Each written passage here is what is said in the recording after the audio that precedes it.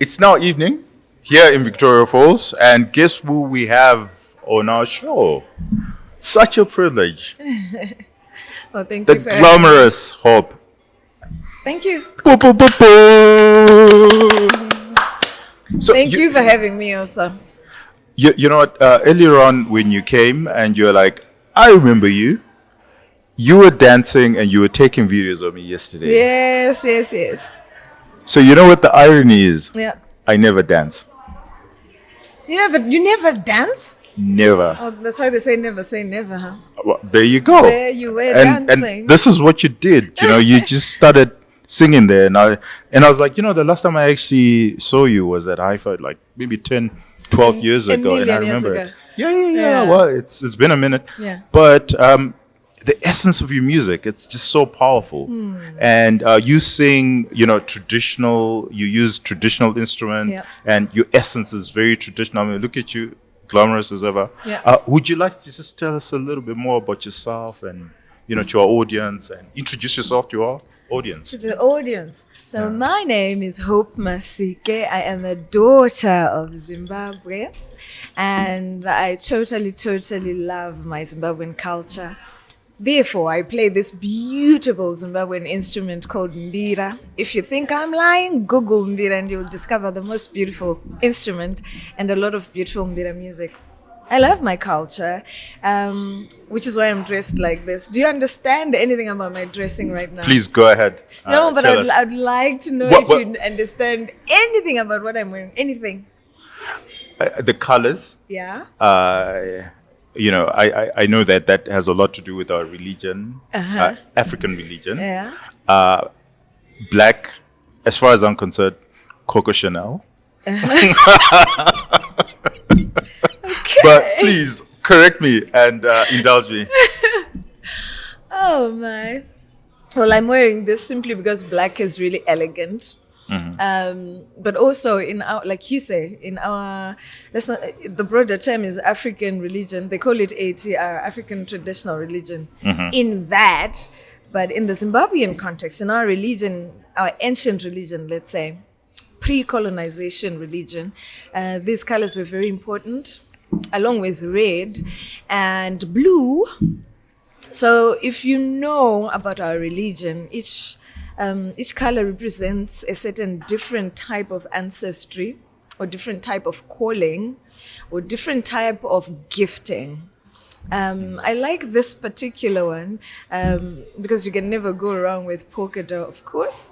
I can go for any polo match with this one also. Yeah. It's elegant. It's absolutely international. In our culture, it's one of the important cloths we wear.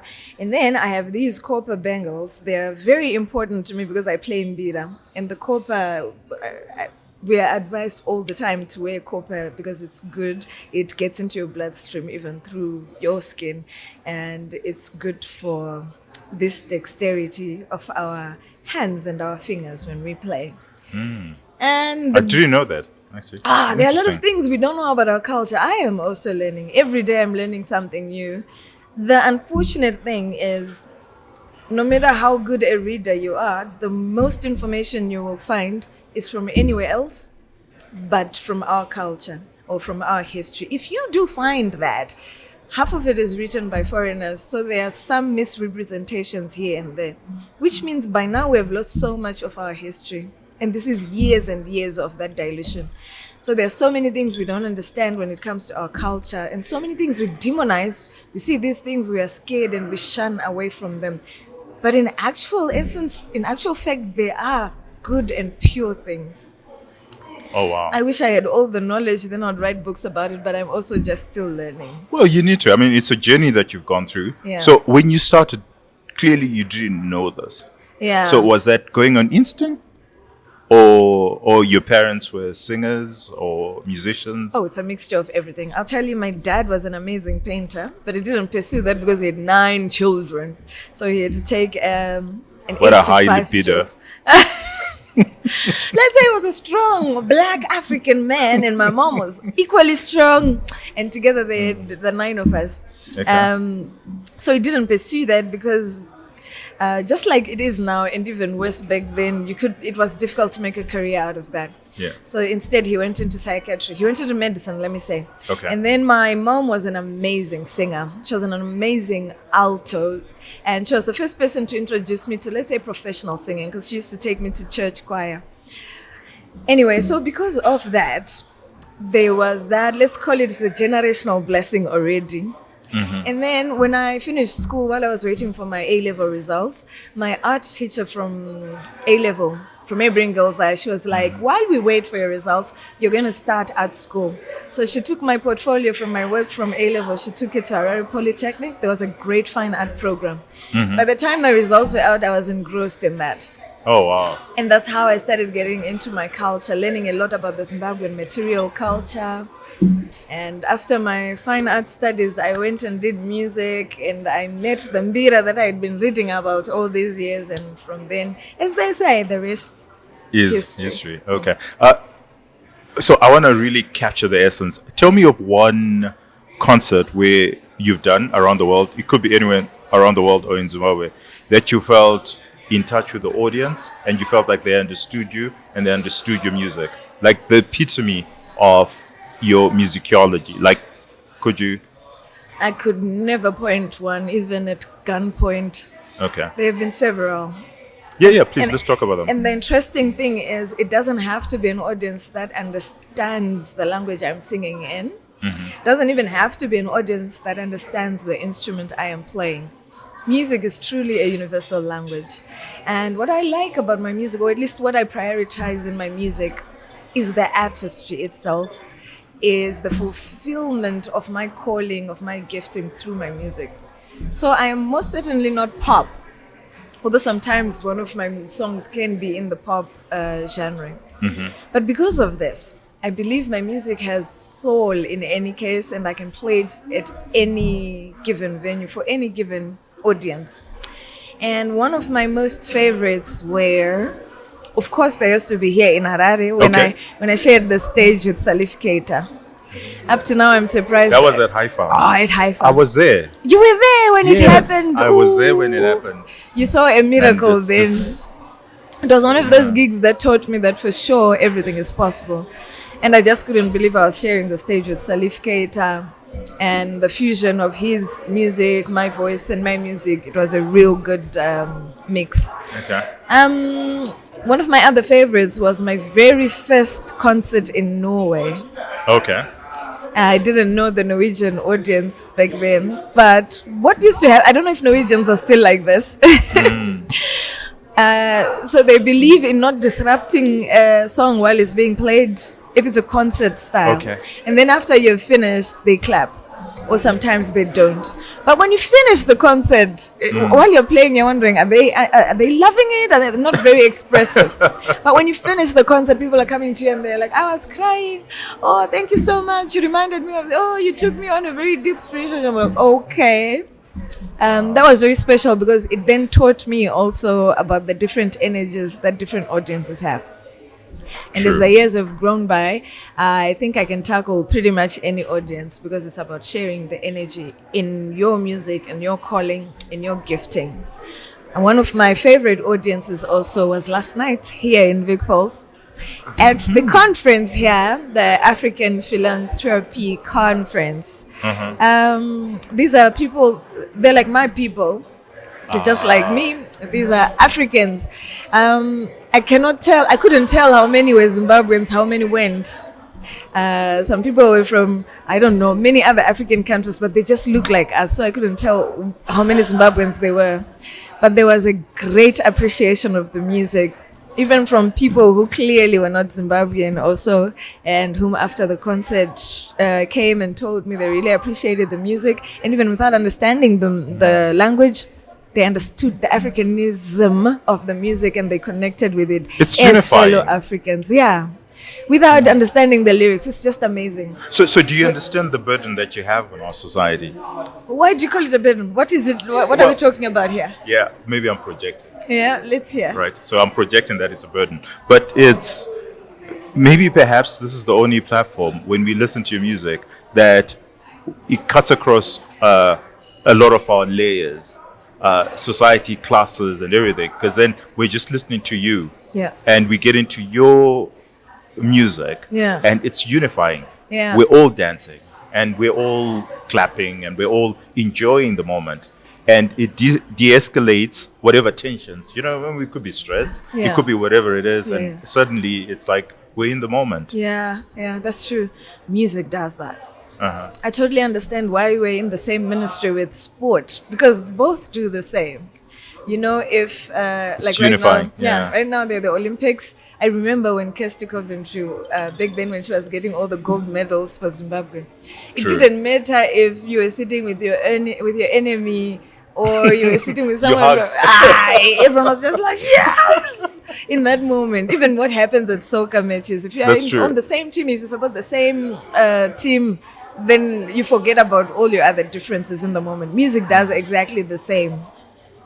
So that's why I was calling it a burden, because it's now, once you know that, like how do you integrate, how do you understand that and think, oh, okay, that's my moral responsibility. I don't want to call it moral responsibility, and maybe I'm not finding the right word. It but is, I think, though. Yeah. It is. It is a moral responsibility. One thing I often ponder on is how this unfortunate thing that exists sometimes between I'm trying to look for very nice words to use, but let's say between Matabeleland and Mashonaland. This very unfortunate thing that sometimes happens, that people sometimes want to believe that we are enemies, or we should be enemies, or we don't understand each other. And I'm really dying to have more, let's call them inter-regional collaborations and exchanges, so that through them we understand our different cultures and our different histories. oh, right. We take for granted the history of, let's say, Mandau. I mean, I don't even know it. But we are in the same country, Matonga. You know, so it would be nice to have those inter-regional, Collaborations. 'Cause within Zimbabwe. Okay, because as you sing, then we're able to get a glimpse of the Ndau culture, Exactly. the Ndebele culture, And what an exchange or a collaboration does on its own is that I get to understand that person also and their culture, and I get to learn a few words from their language. I understand a lot more. It brings much more understanding between the two musicians. What they then create is exactly what you're talking about. Okay. Is this language that then unifies. Because they've gotten to a point where they've understood each other. I would really, really love for us to have more of those kinds of collaborations. They will dilute many tensions that may exist or that some people may think exist, and they will bring to the fore conversations that perhaps people don't want to have, but we will have them in a nice way while dancing and being merry. You know? So yeah, it is burdensome, but in a nice way. I think everyone has their calling, and if it's something you like doing, then maybe we remove the word burden and call it a blessing. It's within your calling. Fantastic, and I like how you've captured it as a blessing, and I'll take back the word burden, and then, so if you think about it, if you were to, and I'm not saying anything would happen to you, but if you live long enough, the next 50, 70 years, what would you like to be remembered? To be remembered for? I have one mentor who says, if you want to live your life well, just start planning it from the day someone is making your eulogy. Okay. So your funeral day, start planning it from there. Like, what do you want? So people, give us a color of your funeral. What do I want someone to be saying at my funeral? Number one, I would like, even if there are few people, but I'd like it to be a funeral where a lot of people wanted to come because I touched their lives. I would like that funeral to have music, endless music, because I mentored a lot of musicians as I was growing old. I would like that funeral to just be a celebration. I want people, by the time I die, even if it's next year, but I want people to be like, we cannot be crying. This is a life worth celebrating. We were so fortunate to have this person on earth and to have shared life with this person. And we're just grateful you ever met me and learned whatever you learned from me or whatever you taught me. I think that would be a great legacy to leave behind. Well, with that note, I will certainly remember you. But I have a suspicion that I'll probably die before you do. So who knows these things? Yeah, true. But I think that your music and who you are as a person, which I think that a lot of musicians often forget, that we tie who you are with your music. I know we shouldn't, but we do. Yeah. And you've taken in your stride the moral responsibility. Yeah. And that is how we will always remember you. And that's how your music then cuts across generations, tribes, and because we feel the essence of who you are as a person before we actually listen to the music. That is so profound. And a lot of people forget that. A lot of musicians and artists actually forget that. They think that their art should just speak on its own, which is academically correct, but we're people. And as people, it's first who you are before the art. And then the soul gets into the art. Yeah, I totally agree with you. Thank you for the compliment. I hope I keep up with that. Well, we're looking forward to a bit of dancing again. Yay. Thank you so much for doing this. Thank you for having me. Yeah, fantastic. I hope you guys enjoy Hope as she performs. And you might actually see me dancing.